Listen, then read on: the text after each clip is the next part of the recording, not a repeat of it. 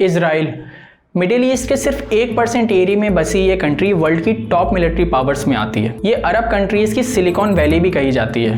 World के सबसे बड़े वेपन प्रोड्यूसिंग देशों में से एक इजराइल भारत का भी बहुत इंपॉर्टेंट मिलिट्री पार्टनर है। इस एरिया की एंशिएंट हिस्ट्री जितनी ज़्यादा कॉम्प्लिकेटेड है, इसकी मॉडर्न हिस्ट्री उतनी ही ज़्यादा क्लटर्ड है, और इसको समझने के लिए हमारा ये वीडियो पूरा ज़रूर देखिएगा।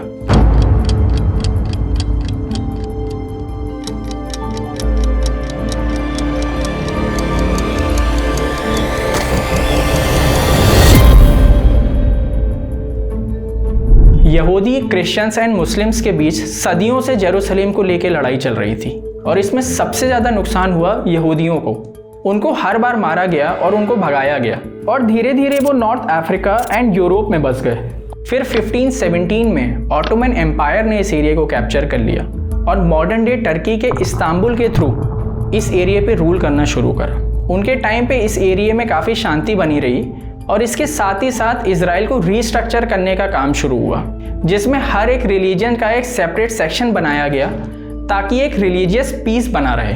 अगर आप एंशिएंट हिस्ट्री पढ़ें तो यहूदियों को हमेशा मारा या भगाया गया है, और इसी के चलते वो जिस भी कंट्री में जाते वहाँ पे एक यूनिटी फॉर्म कर लेते, और इसी की वजह से उनके बिजनेस में काफ़ी मुनाफा हुआ। बट यही चीज़ क्रिश्चियन कम्युनिटीज़ को काफ़ी खटकने लग गई थी, और इसी के चलते एक टाइम पे उनके अगेंस्ट काफ़ी ज़्यादा बातें फैलाई जाने लगी, और फिर 19वीं सेंचुरी से यहूदियों के खिलाफ पूरे यूरोप में झगड़े शुरू हो गए।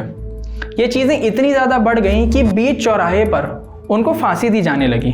उनके हाथ में एक येलो स्टार का मार्क लगाया जाने लगा ताकि उनकी पहचान दूर से हो सके।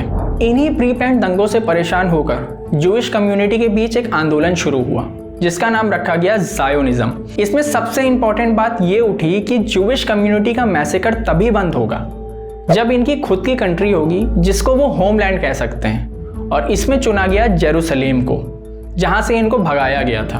और इसी आंदोलन में दो लीडर्स निकले, एलाइजर बेन यहूदा और थियोडोर हर्जी। थियोडोर हर्जी जो ऑस्ट्रिया के रहने वाले थे, और उन्होंने इंटरनेशनल ऑर्गेनाइजेशन बनाई।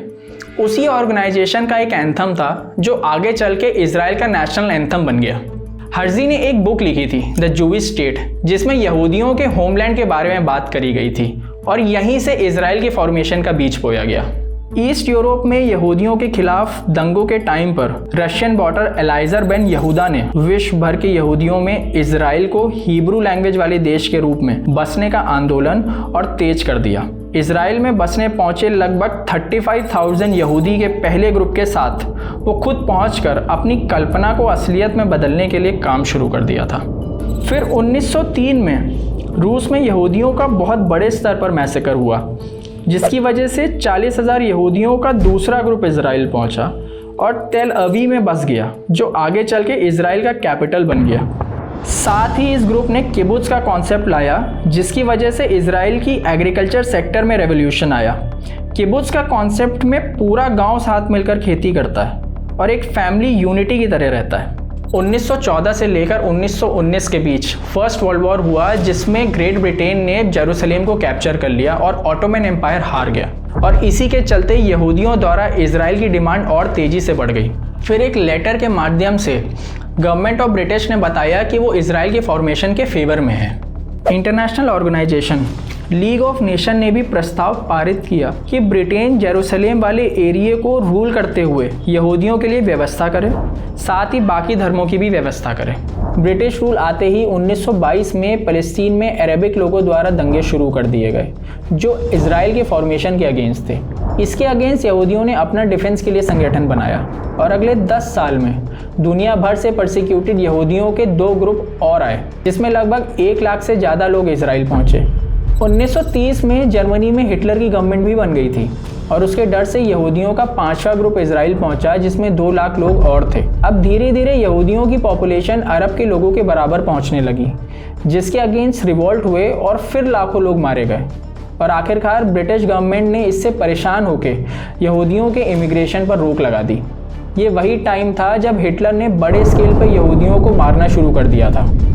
वर्ल्ड वॉर 2 में दुनिया 2 पक्षों में बंट चुकी थी, जहां यूएस, यूके और यूएसएसआर एक तरफ थे और जर्मनी दूसरी तरफ। यहूदियों ने जहां यूएस का साथ दिया, वहीं अरब ने जर्मनी का साथ दिया। और फिर शुरू हुआ यहूदियों का इलीगल इमिग्रेशन का दौर।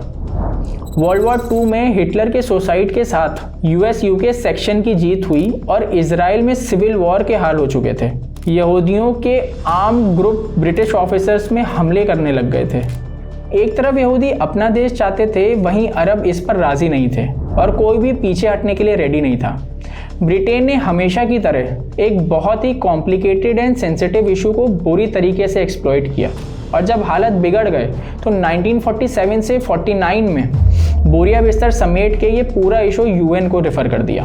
1947 में यूएन ने रेजोल्यूशन पास किया कि इस रीजन में 2 स्टेट कॉन्सेप्ट आएगा, मतलब एक जूविश स्टेट, दूसरा पैलेस्टीन स्टेट। जो जेरूसलम सिटी का एरिया था वो यूएन के अंडर में ही रहेगा। अरब देशों ने और अकेले नॉन अरब देश इंडिया ने इस रेजोल्यूशन के अगेंस्ट वोट किया। वहीं यहूदियों ने इजराइल के फॉर्मेशन का डिक्लेरेशन कर दिया, जिससे यूएस, यूएसएसआर जैसी कंट्रीज ने मान्यता भी दे दी और भारत की तरह इजराइल के बनते ही इजिप्ट, सीरिया, जॉर्डन, इराक ने मिलकर हमला कर दिया, जिससे बाकी अरब कंट्रीज ने सपोर्ट किया। 1 साल चले इस वॉर में इजराइल ने सभी कंट्रीज को हरा दिया, लेकिन इजिप्ट ने गाजा पट्टी पर कब्जा कर लिया और जॉर्डन ने वेस्ट बैंक एरिया पे कब्जा कर लिया। बाकी बचा एरिया इजराइल ने 60% पैलेस्टीन पर कब्जा कर लिया। इस जीत के बाद दुनिया भर के यहूदी इजराइल शिफ्ट करने लग गए और इजरायली गवर्नमेंट ने ऑटोमेटिकली दुनिया भर के सारे यहूदियों को सिटीजनशिप देना शुरू कर दिया। फिर 1956 में इजिप्ट इजराइल के युद्ध में फिर इजराइल जीता। फिर Egypt, Jordan, Syria, Iraq, Lebanon ने फिर से इजराइल पर अटैक किया और 6 दिन चले इस वॉर में इजराइल फिर जीत गया और इजिप्ट सीरिया के हिस्सों पर कब्जा कर लिया। साथ ही साथ जॉर्डन द्वारा कब्जे वाले वेस्ट बैंक एरिया को वापस छुड़ा लिया। 1973 में फिर से इजिप्ट और सीरिया ने इजराइल पर अपनी ज़मीन छुड़ाने के लिए अटैक किया और फिर से हार कर ज़्यादा ज़मीन हार बैठे, यहाँ तक कि सीरिया की कैपिटल तक इजराइल पहुँच गया। 1977 तक आते आते अरब समझ गए कि वो इजराइल से जीत नहीं सकते हैं और पीस प्रोसेस शुरू किए। इजिप्ट ने इजराइल को रिकग्नाइज़ किया और इजराइल द्वारा कब्जा की गई ज़मीन भी वापस दे दी। फिर 1993 में पीएलओ ने इजराइल को रिकग्नाइज़ किया और इजराइल ने पीएलओ को, जिसे सब ओस्लो अकॉर्ड के नाम से जानते हैं, और इसके बाद पीएलओ को गाज़ा और वेस्ट बैंक में गवर्नमेंट बनाने का शासन करने का एग्रीमेंट हो गया। फिर 1995 में जॉर्डन से भी समझौता हो गया और जॉर्डन ने इजराइल को रिकग्नाइज़ कर दिया। फिर आए MIT Harvard return Netanyahu, current PM of Israel, जिन्होंने PNA को दोनों जगह गाज़ा और वेस्ट बैंक की गवर्नेंस दे दी और कंट्रोल मिलने के बाद हमास का दबदबा बढ़ा और तब से अटैक्स एंड रिटेलिएशन जारी है। लेकिन ये सारे पीस टॉक से परेशान इस्लामिक रेडिकल्स ने गाज़ा में हमास बनाया, जो समय के साथ अपनी ताकत बढ़ाता चला गया। 2007 में इलेक्शन जीतने के बाद एक तरह से गाज़ा पर वन पार्टी सिस्टम लागू किया और वहीं से ऑपरेट करने लगे।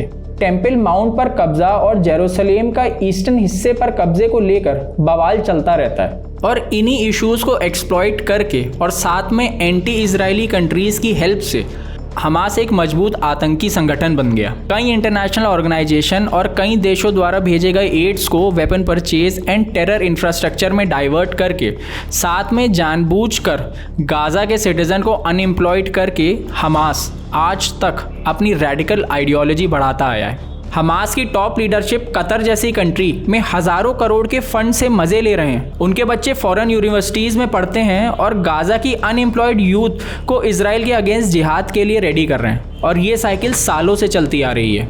आज के लिए इतना ही। अगर आपको हमारा वीडियो पसंद आया हो then please make sure to like, comment and subscribe.